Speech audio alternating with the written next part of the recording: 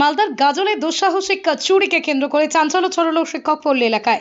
জানা গেছে, দুঃসাহসিক চুরির ঘটনায় গত বৃহস্পতিবার আনুমানিক রাত্রি 8টা নাগাদ ঘটে গাজলের শিক্ষকপল্লী এলাকায়। চুরি যাওয়া বাড়ির মালিকের নাম মানিক চৌধুরী। এই দুঃসাহসিক চুরির ঘটনায় পরিবারের লোকজন আতঙ্কিত রয়েছেন বলেই জানান দুঃসাহসিক চুরি যাওয়া মালিকের সূত্রে জানা গেছে, সোনার গয়না 8 লক্ষ টাকা আলমারি ভেঙে চুরি করে নিয়ে যায় চোর এবং ব্যবসায়ী স্ত্রীর প্রচুর সোনার গয়না চুরি করে নিয়ে গিয়েছে। জানা যায়, বাড়ির কিছু দূরে তাদের নিজেদের দোকান ছিল বলে সেই দোকানে গিয়েছিল মানিক চৌধুরী ব্যবসায়ী স্ত্রী। সেই সুযোগেই ঘরের তালা ভেঙে দুঃসাহসিক চোরেরা চুরি করে চম্পট দেয়। এদিকে মানিক চৌধুরী ব্যবসায়ী স্ত্রী বাড়িতে এসে দেখেন তার ঘরের তালা ভাঙা, লাইট জ্বালানো রয়েছে। ঘরের ভিতরে ঢুকে দেখে আলমারি সম্পূর্ণ আবাসপত্র লণ্ডভণ্ড হয়ে পড়ে রয়েছে। তার যে গয়না ছিল সেগুলো নেই, তা দেখেই চক্ষু চড়ক গাছ হয়ে পড়েন। গরুটাকে আগে খাইতে দিই, গরুটা খুলে খেতে দিয়েছি, খেতে দিয়ে তাকিয়েছি, তারপরে লাইট কেন জ্বলছে আমার ঘরে মধ্যে। তারপরে এটা দরজা খুললাম, আগে এটা দরজা খুলে নিয়ে আমি গরুটা না খেয়ে আছে, আগে খুলে গরুটাকে দিয়ে খেতে জল খাওয়ালো গরুটাকে। আমি যখন দরজা খুলছি তখন দরজাতে আলো কেন আমার ঘরে, দেখি সব ভাঙা, আর বিছানাতে তাও আর রডটা রাখা আছে।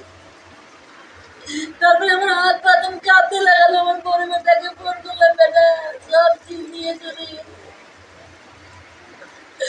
আমার কিচ্ছুই বাঁচলো না, আমার রাস্তার ভিখারি হয়ে গেল। কি কি ছিল আলমারিতে? কি কি ছিল? আমার অনেক গয়না ছিল, আমার অনেক ঠিকানা আছে, ও কিনতি আমার গয়নাটা কিনতি নয়। আমার অনেক বাবা বাড়ির গয়না, এখানকার গয়না আমি বানিয়েছি। টাকা পয়সা ছিল? টাকা পয়সাও ছিল। আমার দাদা, আমরা জায়গা কিনেছিলাম তো আমার দাদা 10 লাখ টাকা বিল আছে। আমি কিচ্ছু কিনিনি। 2 বছর ধরে একটা জামা কাপড় কিনে দিয়ে দুর্গা পূজা চলে গেল।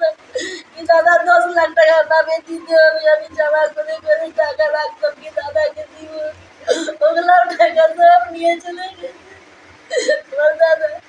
কত টাকা ছিল বলুন? আমার মোটামুটি 8 লাখ টাকা হবে মনে হয়।